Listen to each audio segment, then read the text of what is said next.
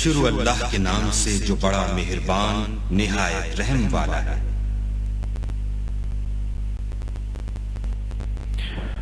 अस्सलाम वालेकुम dear students, आज के लेक्चर में हम रिपल टैंक को डिस्कस करेंगे और उसकी मदद से फिर हम जो वेव की प्रॉपर्टीज़ हैं, रिफ्लेक्शन, रिफ्रैक्शन और डायफ्रैक्शन, उसको डिस्कस करेंगे। तो लेट्स स्टार्ट।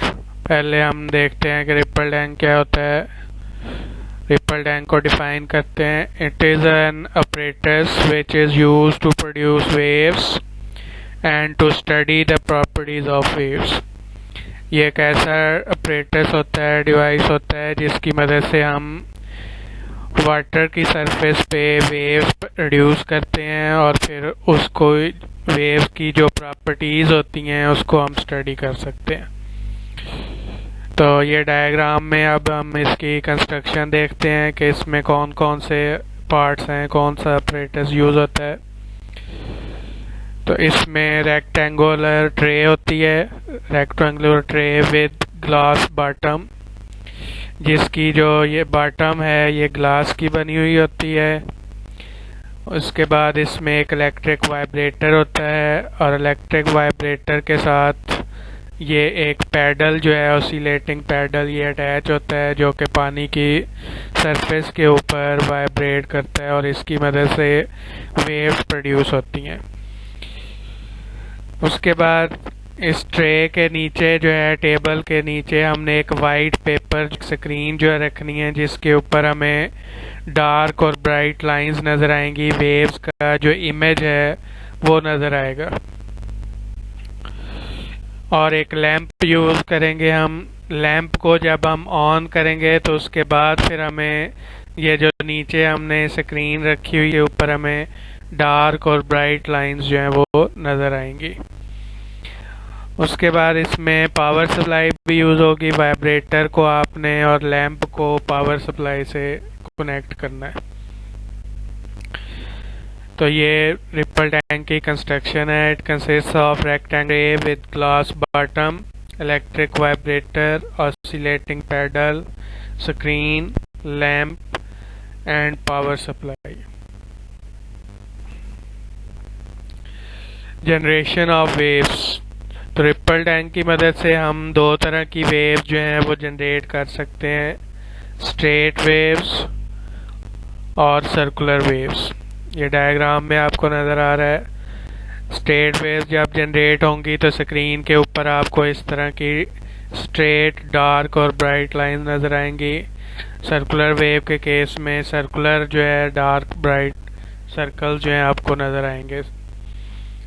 तो ये दोनों तरह की वेव जो हैं ये हम रिपल टैंक से जनरेट कर सकते हैं, स्ट्रेट वेव्स और सर्कुलर वेव्स।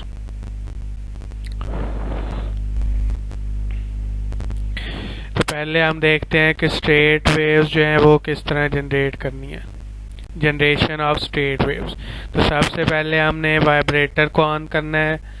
तो उसके बाद जो हमने पैडल अटैच किया हुआ है वाइब्रेटर के साथ, वो पानी की सरफेस पे वाइब्रेट करना शुरू कर देगा और इस तरह वाटर की सरफेस पे स्ट्रेट वेव्स जो हैं वो प्रोड्यूस होंगी। और एक बात का ख्याल रखना है कि वो जो पैडल है उसको आपने हॉरिजॉन्टल रखना है, वर्टिकली नहीं रखना बल्कि हॉरिजॉन्टली जो है वो अटैच करना है वाइब्रेटर के साथ। उसके बाद फिर वेव्स का इमेज देखने के लिए हम लैंप को ऑन करेंगे। तो नीचे जो हमने वाइट पेपर रखा हुआ है वहाँ पे हमें डार्क और ब्राइट लाइंस जो है वो नज़र आएंगी। तो जो ब्राइट लाइन है वो क्रेस्ट को रिप्रेजेंट करेगी एंड ब्राइट लाइन और crest act as convex lens. जिस तरह कन्वेक्स लेंस काम करता है इसी तरह जो क्रेस्ट या ब्राइट लाइंस हैं वो भी, उनका भी यही फंक्शन होता है। तो यानी उसमें भी जो लाइट है वो कन्वर्ज हो रही होती है और कन्वेक्स लेंस जो है वो भी लाइट को कन्वर्ज करता है, एक पॉइंट पे फोकस करता है। इसी तरह जो ट्रफ होंगे वो कनकेव लेंस की तरह एक्ट करेंगे और जो डार्क लाइंस हैं वो ट्रफ को शो कर रही हैं। और कनकेव लेंस का काम होता है लाइट को फैला देना। तो इसी तरह जो ट्रफ होंगे वहाँ पे जो लाइट होगी वो फैल रही होगी, डाइवर्ज हो रही होगी।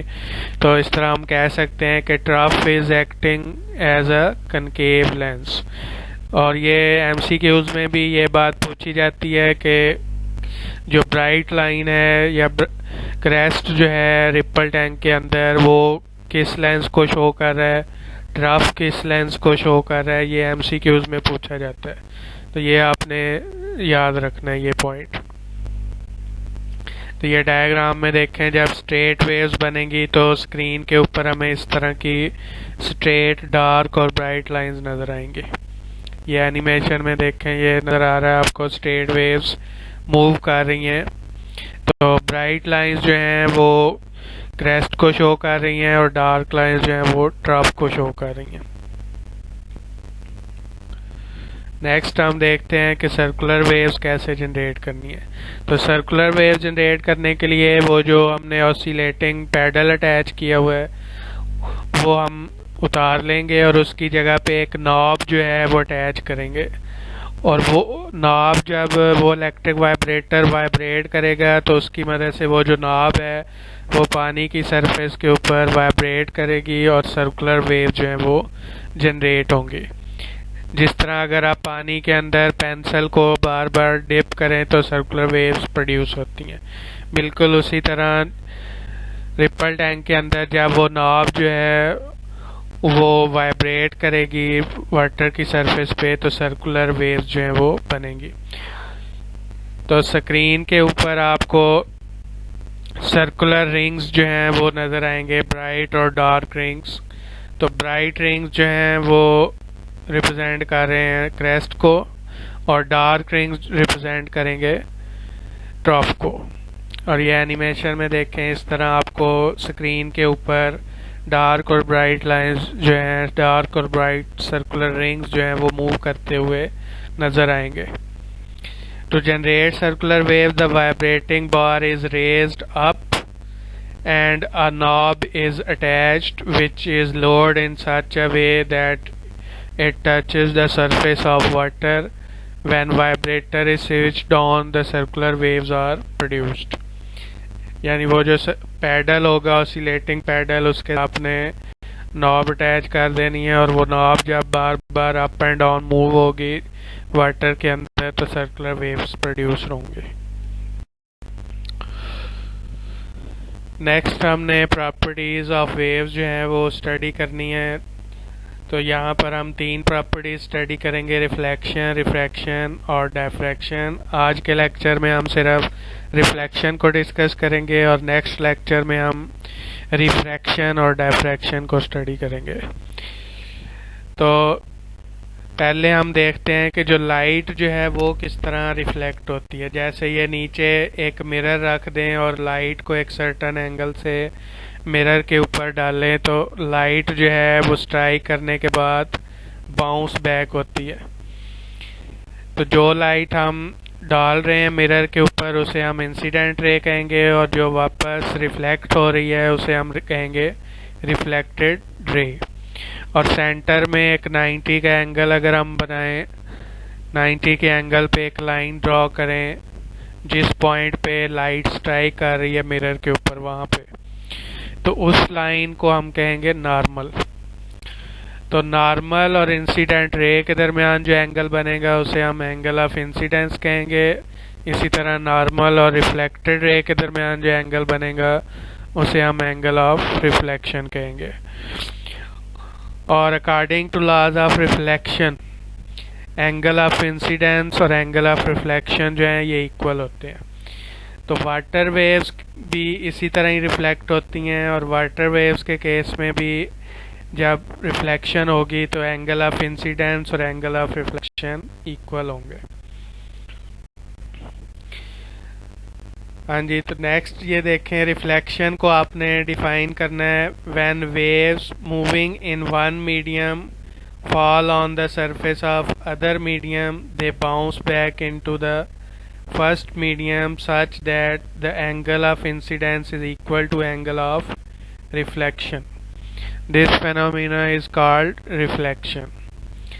यानी वाटर जो है वो भी एक मीडियम है, और इसी तरह जो ग्लास प्लेट हम या जो ऑब्स्टेकल जो है वो ट्रे के अंदर रखेंगे वो भी एक मीडियम है। तो वाटर वेव जो है वो मूव करती हुई ऑब्स्टेकल के साथ स्ट्राइक करेंगी और बाउंस बैक होंगी वापस वाटर के अंदर। तो इस फेनोमेनन को हम कहेंगे रिफ्लेक्शन। यानी वाटर वेव जो हैं वो जब ऑब्स्टेकल के साथ स्ट्राइक करके बाउंस बैक होती हैं तो उसे हम रिफ्लेक्शन कहते हैं, और उसमें एंगल ऑफ इंसिडेंस और एंगल ऑफ रिफ्लेक्शन जो है वो इक्वल होंगे। तो एक्सप्लेनेशन में आपने यही बात लिखनी है कि water waves are reflected according to laws of reflection of light. तो वाटर वेव्स की रिफ्लेक्शन को ऑब्जर्व करने के लिए हमने क्या करना है कि वो जो ट्रे है रिपल टैंक की, उसके अंदर हमने एक ऑब्स्टेकल जो है, एक ग्लास प्लेट ले सकते हैं आप, उसको टेढ़ा जो है आपने रखना है, एक सर्टन एंगल पे आपने रखना है। जिस तरह ये डायग्राम में आपको नज़र आ रहा है, ये ब्लू कलर की जो ग्लास प्लेट जो है या बैरियर इसको कह सकते हैं, ये रखी हुई है। To observe the reflection of water waves, straight waves are generated in the ripple tank. Place plane surface obstacle in the path of waves, making certain angle with the direction of propagation of waves, ताकि उस obstacle का और waves का कुछ angle जो है वो बन रहा हो। तो जब वेव जो है वो obstacle के साथ स्ट्राइक करेंगी और बाउंस बैक होंगी तो उनकी जो डायरेक्शन है वेव्स की वो चेंज हो जाएगी, और एंगल ऑफ इंसिडेंस और एंगल ऑफ रिफ्लेक्शन जो है वो इक्वल होगा। ये डायग्राम में आपको नज़र आ रहा है कि इंसिडेंट रे और रिफ्लेक्टेड रे वेव्स जो हैं उनको हमने एरो की मदद से शो किया हुआ है। स्ट्रेट वेव जो हैं वो मूव कर रही हैं और ऑब्स्टेकल के साथ स्ट्राइक करने के बाद नीचे जो है वो रिफ्लेक्ट हो रही हैं, और सेंटर में ये डॉटेड लाइन जो है ये नॉर्मल को शो कर रही है, और आई जो है ये एंगल ऑफ इंसिडेंस है between normal and incident waves. इसी तरह the angle between normal and reflected wave is called angle of reflection. इसको आर से आपने शो करना है। नेक्स्ट हम जो है वो डिफाइन करते हैं कि एंगल ऑफ इंसिडेंस क्या होता है और angle of reflection. Angle of incidence can be defined as the angle between incident ray and normal is called angle of incidence. इसको आपने एंगल आई से रिप्रेजेंट करना है। नेक्स्ट इसी तरह angle of reflection, angle between reflected ray and normal is called angle of reflection. इसको आपने angle bracket और साथ आर जो है आपने लिखना है। और according to law of reflection angle of incidence is equal to angle of reflection. ये डायग्राम में जो एंगल ऑफ इंसिडेंस और एंगल ऑफ रिफ्लेक्शन बन रहा है ये दोनों इक्वल होंगे। लाइट के केस में भी ये दोनों इक्वल होते हैं। इसी तरह वाटर वेव जो हैं वो भी क्योंकि लॉज ऑफ रिफ्लेक्शन को फॉलो करती हैं तो इसलिए वाटर वेव्स के केस में भी ये दोनों एंगल इक्वल होंगे। And this is the condition for reflection. I hope कि आपको समझ आ गया होगा कि रिफ्लेक्शन क्या होती है, वाटर वेव्स किस तरह रिफ्लेक्ट होती हैं, और वाटर वेव्स की रिफ्लेक्शन को ऑब्जर्व करने के लिए हमने किस तरह वेव जनरेट करनी है रिपल टैंक के अंदर, और किस तरह रिफ्लेक्शन जो है वो ऑब्जर्व करनी है। नेक्स्ट ये होमवर्क नोट करें। इसमें पहले आपने रिपल टैंक को डिफाइन करना है और उसकी कंस्ट्रक्शन लिखनी है। Define ripple tank, write down its construction. और दूसरा क्वेश्चन जो है उसमें रिफ्लेक्शन को एक्सप्लेन करना है। Explain reflection of water waves with reference to the ripple tank. Is it clear? तो ये नीट कॉपी पे आपने लिखना है और इसकी पिक्चर मुझे सेंड करनी है। ओके, अल्लाह हाफिज़।